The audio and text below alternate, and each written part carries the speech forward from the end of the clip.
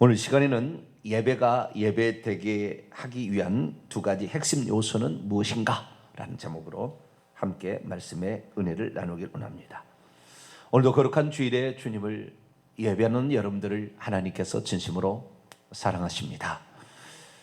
하나님의 사랑을 받는 자, 그의 뜻대로 부르심을 입은 모든 자들이 오늘도 하나님께 경건하게 또 우리의 마음을 들여 예배하는 이 시간, 우리의 영혼이 복을 받고 축복받는 복된 시간이 될 수 있기를 간절히 바랍니다. 저는 지난 주간에 참 많은 일들을 한 것 같습니다. 근데 그 중에서도 가장 제게 감사한 일은 예배가 무엇인지를 선명하게 알게 되었다는 것입니다. 그전에는 이것이 예배인지 예식인지 기도인지 집회인지 구분이 잘 안 갔어요. 그런데 말씀을 통하여 하나님께서 선명하게 가르쳐 주셔서, 그래서 우리가 교회에 나와서 예배를 드리고 갔다, 그런다 한다면 어떻게 했을 때 우리가 예배를 드렸다고 말할 것인가 라는 부분에 관하여 이전보다 더 선명한 하나님의 은혜가 있었습니다. 그래서 오늘은 그 말씀을 함께 나누려고 합니다. 오늘날 성도들은 이런 얘기를 자주 씁니다. 우리 집에서 기도의 재단을 쌓아서 이렇게 얘기를 합니다. 가정 재단을 쌓아서 이렇게 얘기를 합니다. 재단을 쌓는다. 삼각산 기도원의 재단 아래에 가서 우리가 기도를 한다. 이런 얘기를 듣습니다. 그러면 가정 재단을 쌓는다는 말은 과연 올바른 이야기인가? 또한 우리가 구역 예배를 드린다, 그렇게 했는데 주의 종 목사가 없이 예배를 드리는 것을 과연 예배라고 할 수 있는 것인가? 라는 측면도 한번 생각해 봐야 되고요. 저희 교회가 추도 예배, 장례 예배는 예배가 아니다, 절대 드려서는 안 된다 라고 얘기하는데, 그것을 왜 예배라고 표현할 수 없는지, 그리고 예배를 그렇게 드려서는 절대 안 되는 이유는 무엇인지, 이 부분에 관하여 우리가 선명하게 이해를 하려면 예배가 무엇인지를 정확히 알아야 합니다. 얼마 전에 제가 예배가 무엇인지에 관한 설교를 했더라고요. 그래서 제가 과거에 했던 설교를 다시 한번 보았습니다. 그랬는데 그때하고는 천양지차의 차이가 나는 엄청난 발전이 있었어요. 특히 이 출애굽기 강해를 통하여 하나님께서 분명하게 보여주신 은혜가 있었으니 예배에 관한 분명한 것을 알게 되었다는 것입니다. 그래서 우리가 제단을 쌓는다라는 것은 제사를 드린다라는 표현이에요. 거기가 예배를 드린다라는 말의 차이는 무엇일까요? 그래서 우리가 제사를 드리는 것과 예배를 드리는 것에 어떠한 차이점이 있다는 것을 알아야 합니다. 오늘날 성도들이 교회에 나와서 과연 제사를 드리고 있을까요? 아니면 예배를 드리고 있을까요? 우리 모두는 예배를 드리고 있다고 생각하고 예배를 드리고 있을 것입니다. 그렇다면 어떻게 하면 제사를 드렸다라고 표현할 수 있으며 어떻게 하면 예배를 드렸다라고 표현할 수가 있을까요? 안타깝게도 오늘날 성도들이 교회에 나오지만 제사와 예배를 구별하지 못함으로 말미암아 제사를 드리면서도 예배를 드렸다고 생각하고, 또한 절대 예배를 하지 말아야 될 것을 예배를 함으로 하나님의 진노를 가져오는 일을 하고 있다, 그 말이죠. 그래서 오늘 이 시간에는 우리가 하나님께 영광 돌리며 하나님의 이름을 높여드리며 그분에게 경의를 표하는 예배라는 것이 무엇이며, 그리고 이것에 꼭 들어가야 할 요소는 무엇인가 라는 것을 살펴보므로 오늘도 우리가 주님 앞에 나올 때 헛된 시간이 아닌 하나님이 받으시는 복된 예배의 시간이 될 수 있기를 간절히 바랍니다. 오늘 본 말씀은 기적적으로 홍해를 건넌 후 바로의 손으로부터 구원받은 모세와 이스라엘 자손이 기쁨으로 하나님을 찬양하면서 그분이 하신 일을 선포했다라는 그러한 말씀입니다. 이스라엘 백성이 홍해를 건넌 후 자신을 구원하신 하나님을 향하여 노래하고 그분이 하신 일을 선포하는 행위, 이것을 무엇이라고 할 수 있을까요? 이들은 왜 그토록 기쁜 날에 하나님께 제사를 드리지 않았을까요? 왜 그들은 희생제물을 하나님 앞에 바치지 않고 그들은 악기를 들고서 하나님을 노래하며 찬양하며 하나님의 행하신 일을 만방에 선포했던 것일까요? 오늘날 우리들도 교회에 나와서 예배를 드립니다. 그런데 그 예배가 과연 어떻게 드려질 때 하나님께서는 그 예배를 예배다라고 받으시고 예배를 통하여 하나님이 우리를 만나주시고 예배를 통하여 우리를 만나주실 때 속죄의 은총이 베풀어주고 예배를 통하여 우리가 하나님을 만날 때 영혼이 새롭게 살아나고 생명을 얻으며 예배를 통하여 우리가 하나님을 만나게 될 때 어둠이 떠나가고 예배를 통하여 하나님을 만날 때 우리의 육신까지 치료를 받으며 예배를 통하여 우리가 하나님을 만날 때 영혼이 강한 세임을 얻게 된다 그 말이에요. 그러면 어떻게 했을 때 그런 내게서 이 삶에 이런 놀라운 변화가 있냐 그 말이죠. 우리는 1년 12달 52주 예배를 드립니다. 예배는 빠뜨려서는 안 될 일이고 주일 성수의 가장 중요한 핵심 요소는 예배인데 이 예배를 예배답게 드리면 우리의 인생은 복을 받게 되는 것인데 이 예배를 예배답지 않게 예배를 드린다고 한다면 결국에 열심히 수고는 했으나 거둬들인 것이 없는 그런 상태에 빠질 수밖에 없는 것입니다. 그래서 우리는 오늘 이 예배에 관하여 확실한 하나님의 말씀을 듣고서 내가 매주마다 하나님께 드려지는 상달되는 예배를 드릴 수 있게 되기를 축원합니다. 오늘 본 말씀은 BC 1446년경 이스라엘 백성이 애굽을 탈출하여 나온 후 그들이 비하히롯 골짜기들의 입구에 모여 있을 때에 애굽 군대가 그들을 죽이려고 쫓아왔습니다. 그러자 진퇴양난. 그럴 때 하나님께서 바다를 모세를 향하여 가리켜 명하여 바다가 갈라지게 하라. 그래서 그 갈라진 마른 땅을 18km 되는 그 길을 걸어서 이스라엘 민족이 이동을 하게 되고 그리고 나올 무렵에 애국 군대가 뒤쫓아왔으나 결국에 이 홍해에서 수장되는 죽어가는 그 장면을 보면서 하나님의 위대하신 일을 찬양하고 기뻐하며 춤을 추고 구원의 은총을 노래하는 장면을 보았습니다. 그들은 왜 이러한 순간에 하나님께 번제와 화목제물을 드리지 않았던 것일까요? 그들은 왜 그 순간에 하나님께 찬양을 드리며 그분이 하신 일을 만방에 선포했던 것일까요? 믿음이 있으면 제사를 드려야 할지 주님이 하신 일을 노래하며 선포해야 할지 잘 모릅니다. 믿음이 없으면 모든 일에 항상 제사를 드려야 한다고 생각합니다. 믿음이 없으면 거기에 어떤 형식적인 절차가 필요하다고 말합니다. 믿음이 없으면 영으로 기뻐하는 것보다 의식과 절차, 순서가 중요하다고 생각하고 그것들로부터 어긋난 것이 있는지 없는지를 늘 따집니다. 믿음이 없으면 그분이 자기를 위해 무슨 일을 행하셨는지 보다는 지금 내가 형식에 따라 제사를 드리고 있는지만 생각하게 됩니다. 그러므로 우리들은 어떻게 알겠습니까? 오늘도 하나님께서 우리를 위하여 행한 일들을 감사하고 그분의 이름을 높여드리는 온전한 예배 드리는 성도가 될 수 있기를 축원합니다. 그렇다면 우리가 교회에 나와서 제사 아닌 예배를 드린다 그랬을 때는 어떤 표현으로 이 예배를 하게 되는 것일까요? 먼저는 우리가 제사와 예배의 개념 차이를 좀 이해를 할 필요가 있겠고 그 다음에 예배에 대한 정의를 좀 살펴볼 필요가 있겠으며 그리고 예배에 들어가야 될 요소가 필수적으로 들어가야 될 요소가 무엇인지를 살펴보게 되면 모든 것을 다 이해를 할 수가 있습니다. 자, 사실 예배라는 것은 구약의 제사로부터 비롯되었습니다. 이스라엘 민족이 예배 드리기 전에는 제사를 드렸습니다. 제사를 드리는 것이나 예배를 드린다는 것은 사실 하나님을 섬기는 방법의 일종입니다. 제사를 드리는 것도 하나님을 섬기는 방법이요.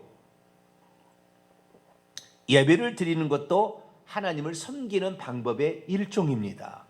그래서 제사를 드리면 무조건 잘못됐고 예배를 드려야 된다 이렇게 말하는 것이라기보다는 하나님께서 우리에게 하나님을 섬기는 방법을 어떻게 말씀하고 있는지를 정확히 알아야 된다 그 말이에요. 그 섬기는 방법을 제사로 끝까지 알면 안 되고, 하나님께서 어떻게 우리에게 하나님을 섬기라고 했는지를 하나님이 경륜적으로 가르쳐 준 것을 알고 오늘 우리가 알아야 된다 그 말이에요. 다시 말해서 우리가 천국 가도 예배를 드리게 되는데, 천국 가서 예배를 드리게 됐을 때 그들이 어떤 모양으로 어떤 모습으로 예배를 드렸는지를 자세히 살펴봐야 합니다. 그래서 우리가 천국에서 예배 드리는 것이 완벽한 최종적인 예배의 모습인데, 천국에서 예배 드리는 우리의 모습이 지금 예배에서 나타나지 않고 있다고 한다면 우리는 지금 잘못된 예배를 드리고 있는 것이고, 하나님이 원하시는 예배로 가고 있지 않다는 것을 알 수가 있는 것이죠. 그래서 예배하기 전에 제사부터 비롯된 이 하나님을 섬기는 방법을 정확히 이해를 한 다음에, 하나님이 이렇게 하기 위해서 제사라는 제도를 처음에 마련하셨구나, 그리고 예배를 우리에게 가르쳐 주셨구나, 그래서 이렇게 하는 것이 예배다 라는 것을 알고 온전한 예배 드릴 수 있는 저와 여러분 되시기를 바랍니다. 제사는 사실 창세기에 나옵니다. 창세기까지는 예배 드렸다는 말이 없습니다. 예배 드렸다고 하는 말은 이 신약적 개념과 구약적 개념의 차이가 있는데, 예배하다는 말을 히브리어로는 샤 이렇게 합니다. 샤. 이것은 절하다, 경배하다 이렇게 번역될 수 있는 단어입니다. 그래서 예배한다는 단어하고는 약간의 차이가 있습니다. 그러나 거기에서 왔다고 해도 과언은 아닙니다. 그러나 구약에는 이 창세기에는 샤라는 게 없다는 거예요. 구약은 희생 제물을 바치는 것이 하나님을 섬기는 방법이었는데, 이 구약에 예를 들어서 노아, 아브라함, 이삭, 야곱 이런 사람들은 다 제사를 드렸지 한 번도 예배를 드린 적이 없습니다. 그래서 그들은 제사를 통하여 하나님을 섬겼고 하나님을 만났습니다. 그래서 오늘날의 신학자들은 예배를 뭐라고 정의하냐면 하나님과 그 백성 사이의 만남과 대화다 이렇게 표현하고 있습니다. 하나님이 우리 인류를 만나게 되는데 어떻게 만나느냐? 예배라는 형식, 제사라는 형식을 통하여 만난다 그 말이에요. 그래서 이 하나님께서 족장시대에는 제사를 통하여 하나님과 인간이 그 자리에서 만날 수 있었다라는 겁니다. 그러면 이 하나님을 만나려고 할 때 사람이 하나님을 직접 만나게 되면 죽게 됩니다. 그분은 너무나 영광스럽고 그분은 우리 죄악에서 떠나 계시기 때문에 우리 같은 죄를 가진 인간이 하나님 만나면 그 앞에서 불타서 죽든지 하여간 죄로 말미암아 우리가 죽게 되기 때문에 반드시 하나님을 만나러 갈 때는 어떻게 했느냐? 희생 제물을 대신 가져가서 그 희생 제물을 대신 바쳐서 내 대신 그 희생 제물이 죽었음을 받아주시고 나는 살려달라고. 그래서 희생 제물을 가지고 가서 거기에 바쳐서 하나님의 죄에 대한 분노와 노여움을 풀어달라고 희생 제물을 가지고 가서 희생 제물을 잡은 것이 제사였습니다. 그래서 이 성경에 기록된 첫 번째 그 제사는 노아의 홍수를 겪고 나서 하나님께 드렸다고 성경에 표현되어 있어. 물론 그 전에 그렇게 했었겠죠. 그런데 그것이 어떻게 되었는지 실제적으로 표현된 단어는 창세기 8장에 나와 있는 첫 번째 제사입니다. 이 첫 번째 제사는 노아가 여호와께 제단을 쌓고 모든 정결한 짐승과 모든 정결한 새 중에서 제물을 취하여 번제로 제단에 드렸다. 제단을 쌓고 제사를 드리는 자가 제물을 바침으로 제사를 드렸다라고 말하고 있는 것이죠. 이 노아의 10대 후손이었던 아브라함 그리고 이삭, 야곱도 제단을 쌓고 하나님께 희생 제물을 바쳤다고 성경은 기록하고 있습니다. 그 마지막 족장 야곱이 70명의 가족을 데리고 애굽에 들어갔고 430년 동안 종살이하다가 오늘 본문 말씀에 드디어 출애굽을 하게 됩니다. 그런데 이 족장 시대를 지나서 애굽의 노예 생활을 지나서 이제 출애굽할 때 제사 제도에 엄청난 변화가 시작됩니다. 이것은 제사 제도에서 예배 애로의 변천이 일어나는 과정을 설명해 주고 있습니다. 하나님은 제사에 관심 있는 것이 아니라 제사는 예배를 위하여 반드시 있어야 될 요소였습니다. 그래서 이미 제사가 드려진 후에는 예배로 나가야 되는 것입니다. 오늘날 우리가 예배 드리는데 희생 제물을 바치는 게 아니잖아요. 여기서 소양을 잡는 게 아니잖아요. 그렇기 때문에 우리는 제사 제도에 하나님이 주신 목적을 알고 그 다음에 예배로 변화를 겪어서 예배로 나가야 되는 것이죠. 우리는 그동안에 많은 설교와 말씀을 통하여 우리가 하나님께 나아갈 때 하나님의 분노를 풀어드리기 위해서 화목제물로 우리 주 예수 그리스도께서 바쳐졌다는 것 사실을 들었을 겁니다. 그래서 예수 그리스도 그분을 통하여 우리가 하나님께 나아가면 우리가 하나님의 진노를 받지 않기 때문에 우리는 예수 그리스도를 힘입어 오늘도 예수님 앞에 하나님 앞에 나온 줄로 믿습니다. 그래서 우리가 예수 그리스도께서 우리의 영원한 속죄 제물이요 화목 제물이라는 그 믿음, 그분 때문에 우리가 하나님을 만날 수 있고 하나님과 교제할 수 있다는 이 믿음을 기본적으로 제사 제도의 교훈을 통하여 우리 마음에 새겨야 합니다. 그 다음에 예배로 나가야 된다는 거죠. 그럼 이스라엘 민족이 이 족장들 시대에는 제사를 드렸다가 출애굽할 때 민족적인 구원을 경험하면서 예배로 바뀌어지는 과정에 있는데, 그때 이스라엘 민족은 하나님이 가르쳐 주지도 않았지만 예배를 드려버렸어요. 이렇게 하라고 가르쳐 주지 않았는데 그들이 예배를 드린 거예요. 아직 제사제도가 끝나지 않았는데 그들은 예배를 드리기 시작했습니다. 그래서 우리가 요한계시록에 나와 있는 최종적인 예배의 모습과 이스라엘 민족이 출애굽해서 홍해를 건넌 후에 드리는 예배의 모습이 동일하다는 것을 발견하게 돼요. 그러니까 이스라엘 민족은 이 출애굽 후 홍해를 건넌 다음에 놀라운 변화를 겪었던 거예요. 자, 그러면 이 족장들의 제사 제도와 달리 이스라엘 민족은 이 홍해를 건넌 다음에 새로운 하나님을 섬기는 방법을 사용하기 시작했는데, 그것은 결정적으로 한마디로 희생제물을 바치지 않았다는 거예요. 번제나 화목제물을 바치지 않고도 하나님을 매우 기쁘시게 했다는 거예요. 하나님을 섬겼다는 것입니다. 그것이 무엇이었을까요? 자, 오늘 본문 말씀 출애굽기 15장 1절 말씀을 같이 한번 읽어볼까요? 시작. 이때에 모세와 이스라엘 자손이 이 노래로 여호와께 노래하니 일렀으되 내가 여호와를 찬송하리니 그는 높고 영화로우시며 말과 그탄 자를 바다에 던지셨음이로다. 여호와는 나의 힘이요 노래시며 나의 구원이시로다. 그는 나의 하나님이시니 내가 그를 찬송할 것이요 내 아버지의 하나님이시니 내가 그를 높이리로다. 아멘. 여기에 우리가 보편적으로 생각했더라면 어떻게 했었냐면은 이 감격적인 순간에 화목제와 번제를 하나님께 드려야 됐어요. 그런데 이들은 번제와 화목제물을 하나님께 드리는 것이 아니라 하나님이 행하신 위대한 일들 앞에 그것을 선포하면서 찬양으로 하나님께 영광을 돌렸다는 거예요.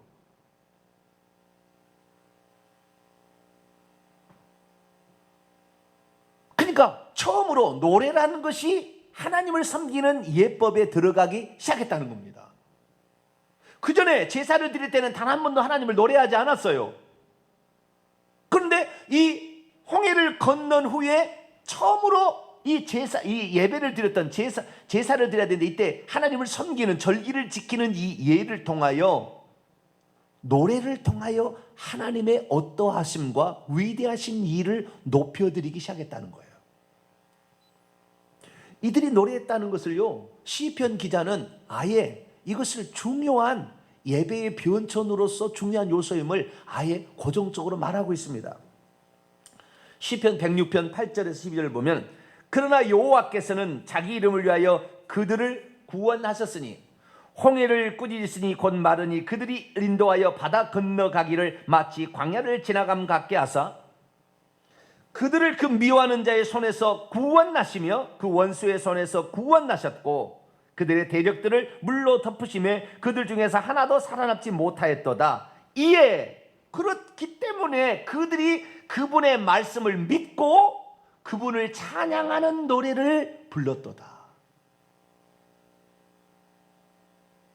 여러분, 추도예배, 장례예배는 절대 예배를 써서는 안 돼요. 왜냐하면 하나님이 하신 위대한 일을 높여드리는 것이 예배인데, 지금 사망임에서 죄 때문에 사람이 죽어간 걸 보고 하나님을 높여드릴 수 있는 상황이 아닌 거예요. 전혀 안 맞는 거예요. 하나님이 징계가 임하고 하나님 심판임에서 사망이 임한 겁니다. 그 순간에 하나님을 높여드린다는 것은 말이 안 맞는 거예요. 그래서 절대 예배를 해서는 안 되는 것입니다. 그런데 그 순간에 거기에서 장례식장에 가서 찬양을 불러버리면 그 찬양은 하나님이 안 받으시고 귀신이 받아버리는 거예요. 그래서 절대 추도예배, 장례예배를 드려서는 안 된다는 겁니다.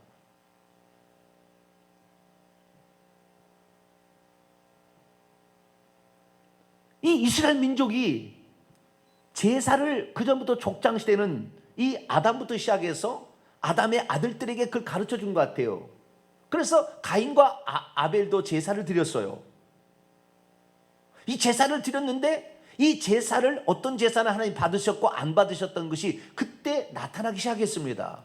그런데 그때 그 제사 제도를 보게 되면 그 제사 제도에 마음이 빠져버린, 감사가 빠져버린 가인의 제사와 가장 귀하고 소중한 것으로 하나님께 드리고자 하는 자신을 바치는, 자신 대신에 제물을 통하여 표현하고자 하는 아벨의 제사의 차이점이 거기 있습니다. 그래서 제물을 바치는 거지만 이 희생 제물 가운데 진정한 마음이 빠져버린 제사는 아니다라는 것을 첫 번째 제사를 통하여 가르쳐 주셨고, 그래서 하나님의 위대하신 일들에 우리가 행하신 일들을 바라보며 그 어마어마한 그 기이한 일들 앞에 우리 인간은 자연 반로적으로 그분 앞에 뭔가를 하기 시작한 거예요. 그런데 노아와 같은 경우는 심판을 했기 때문에 노래를 할 수 없었다는 거예요. 하나님의 심판 앞에 노래를 하는 게 아니라 희생제물을 바침으로 나도 심판받을 것을 용서해 주옵소서라는 것을 간구했지만, 이스라엘 민족은 지금 홍해를 건넌 다음부터는 이렇게 우리를 위해서 내가 한 일이 없는데 하나님이 이렇게 나를 위해서 해준 것에 너무나 많은 그 엄청난 일 앞에 하나님을 높여드리지 않으면 어떻게 할 수 없는 그런 어떤 감격적인 상황에 지금 불어닥친 거예요. 그때 이스라엘 민족은 제사를 드리는 게 아니라요. 이 심판을 했으면 제사를 드려야 될 텐데 심판이 아니라 구원하셨기 때문에 이 구원하신 하나님을 내가 제사를 드려야 될 건 아니라는 것을 그냥 감각적으로 한 거예요. 영적으로. 그래서 하나님을 높여드려야 되겠다. 이 일들을 행하신 하나님을 어떻게 하면 높여드릴 수 있을까? 그들에서 그들이 야, 이분이 하신 무슨 일을 하셨는지를 우리가 찬양으로 하나님께 높여드리자, 이렇게 시작한 거죠. 그래서 그때 이스라엘 백성들이 하나님께 찬양을 드리기 시작했다는 것입니다. 예배라는 말을 구약에 있어서는 예배라는 말에 공식적인 언어는 없습니다. 물론 한글에는 그런 말이 있습니다. 그럼 샤라는 단어는 히브리어로 절하다, 경배하다 그런 뜻입니다. 그런데 신약에서 요한복음 4장 23절에서 24절에 하나님께서 이 땅에 육신을 입고 오셨는데 아들의 모습으로 오셨잖아요. 그분이 하나님 아버지께 예배하는 방법을 가르쳐 주었습니다. 그때 예배라는 단어를 사용합니다. 이 예배라는 단어는 헬라어인데 헬라어는 프로스퀴네오입니다.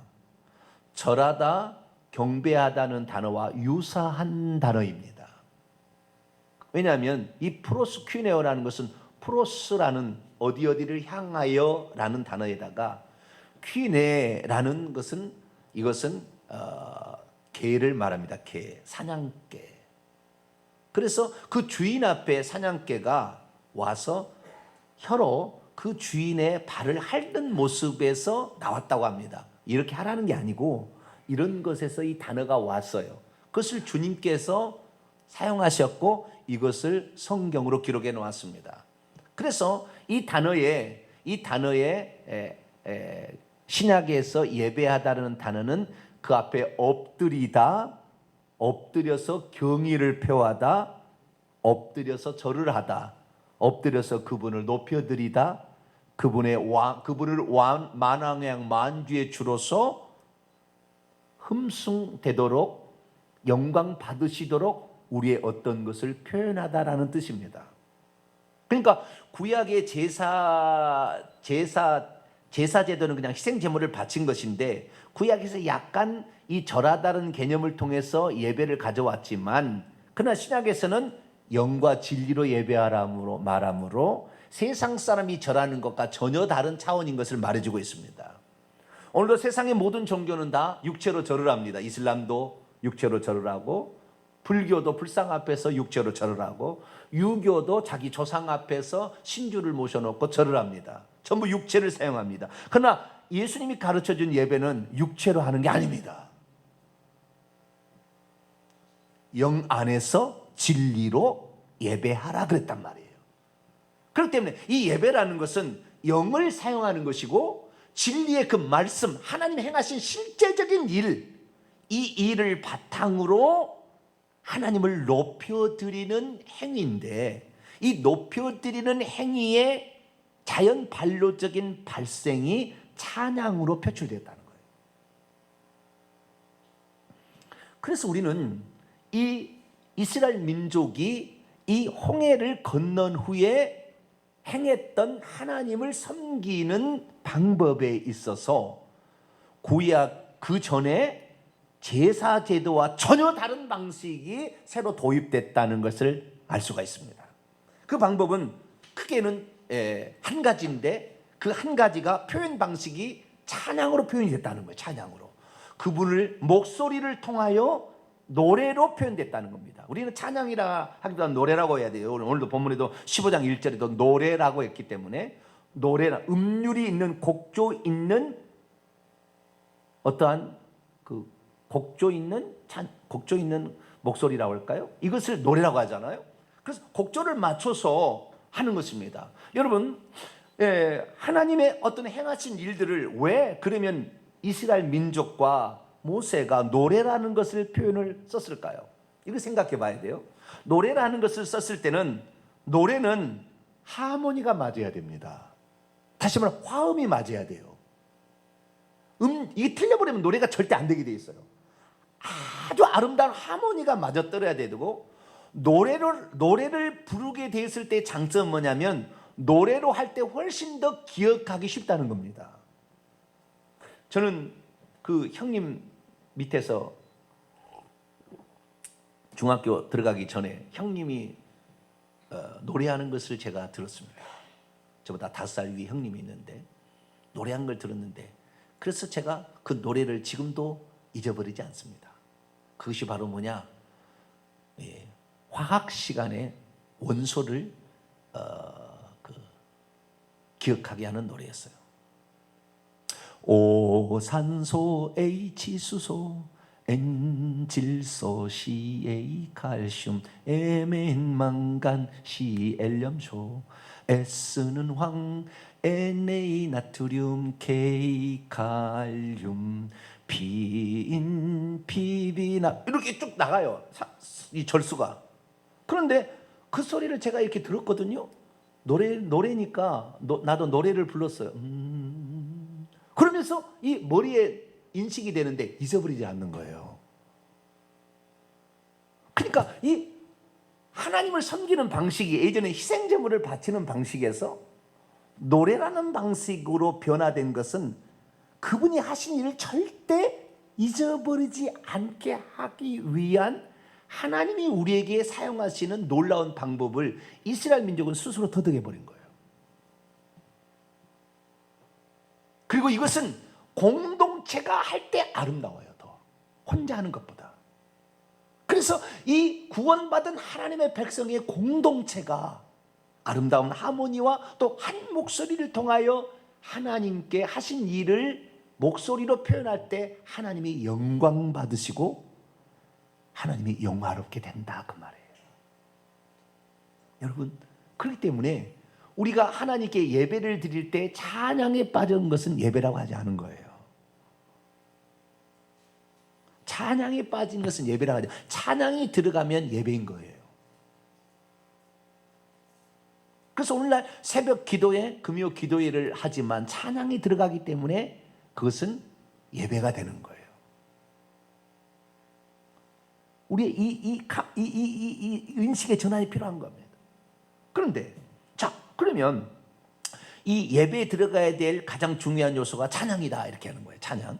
그건 찬양인데 이 찬양의 가사를 보게 되면 15장에는 아예 15장 전체가 이 찬양의 가사가 나와요.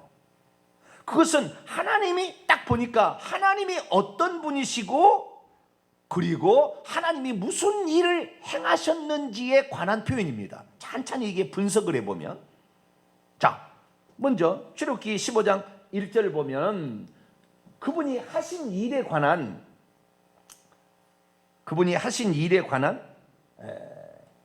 이야기가 나옵니다. 이때 모세와 이스라엘 자손 이 노래로 여호와께 불렀으니 일렀으되 내가 여호와를 찬송하리니 왜냐하면 그는 높고 영화로우시며 말과 그 탄 자를 바다에 던지셨음이로다. 이게 무엇입니까? 하나님을 찬양하는 건데 그는 높고 영화로우시며, 이 말은 이 히브리어 성경을 보면은 가오가 이렇게 돼 있어요. 가아라는 이 동사 단어를 2번 썼습니다. 근데 이 동사는 높이다, 올려드리다, 그 다음에 영광스럽게 하다, 영화롭게 하다 그런 뜻이에요. 그러니까 내가 그분을 높여드리니 영광스럽고 영광스럽게 하리니 왜냐하면 그분이 말과 그 탄자를 바다에 던지셨음이로다. 하나님이 우리를 위해서 무슨 일을 행하셨는 그 이유 때문에 내가 하나님을 높여드립니다 라는 표현을 썼다는 거예요. 그래서 이스라엘 민족이 찬양했던 내용을 살펴보게 되면 그들이 하나님이 자기를 위해서 어떤 일을 행하셨는가에 관한 그것을 표현하고 있다는 거예요. 그래서 이것이 바로 무엇입니까? 이것을 오늘날 주의 종이 설명해 주는 것을 말씀 선포라 한다 그 말이에요.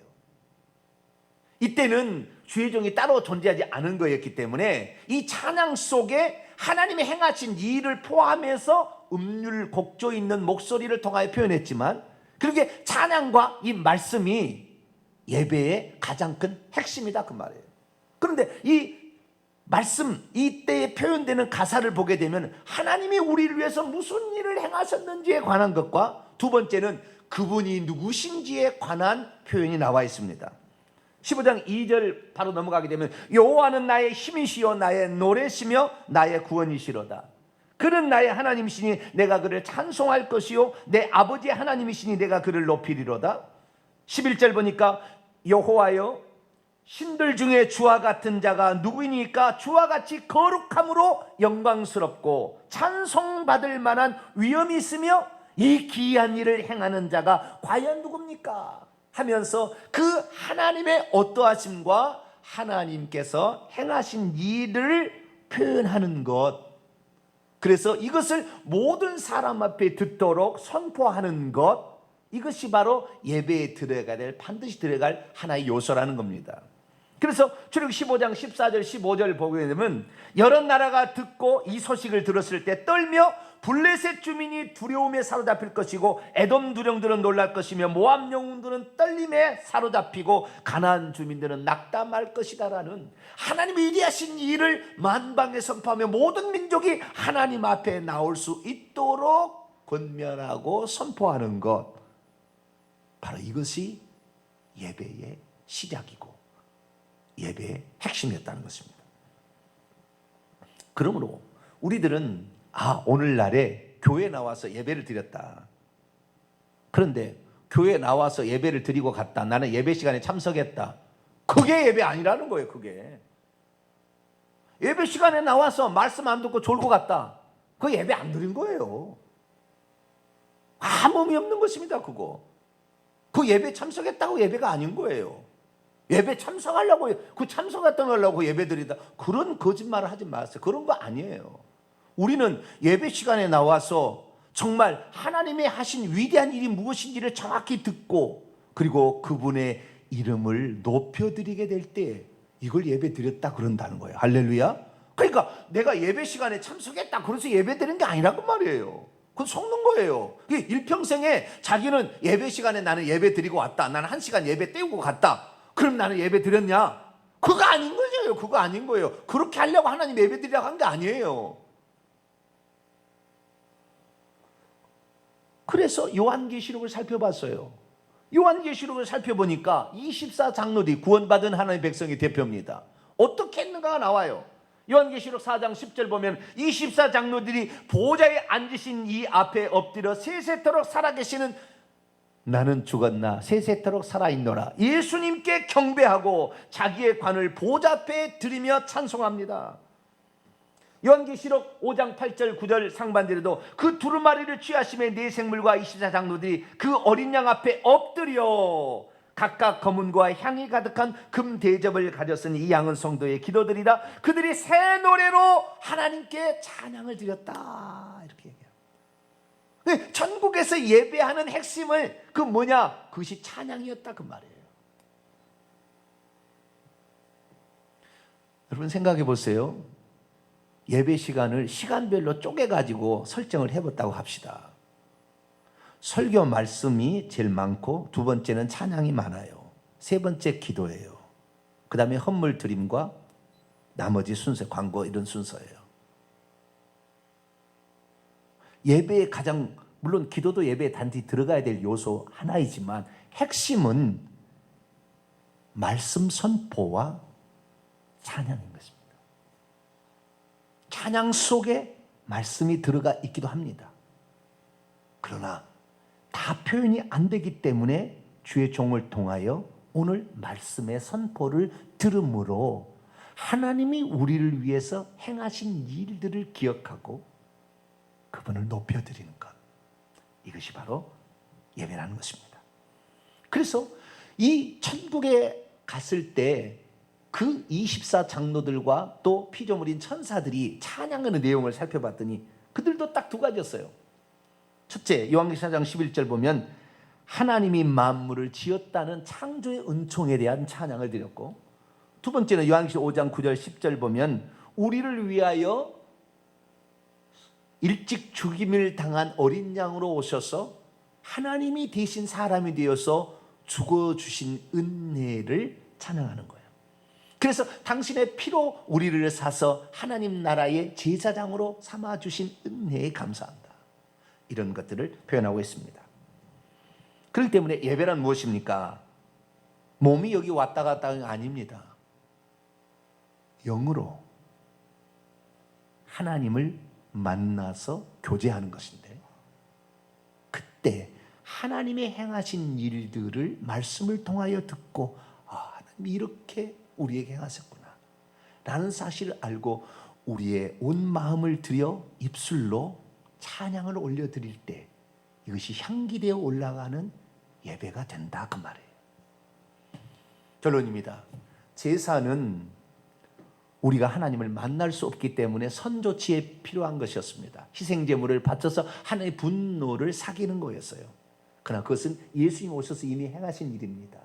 이제는 그 예수님을 제물로 바치는 것이 아니라, 제사를 드리는 것이 아니라 그분이 행하신 일을 우리가 마음속에 새기고, 그리고 그분이 누구신지에 관하여 온 세상 사람이 모압 영웅들까지 들을 수 있도록 선포하며 우리의 짧은 지식 안에 하나님이 이런 분이라는 것을 분명히 알려서 모든 사람들이 그 하나님을 높여드리는 것, 이것을 예배로 알고 오늘도 그럴 수 있는 자들이 되기를 축원합니다. 하나님은 오늘도 예배하는 자를 그래서 찾으신다고 그랬습니다. 기도하겠습니다. 거룩하신 하나님, 우리가 교회에 나와서 예배를 드리는데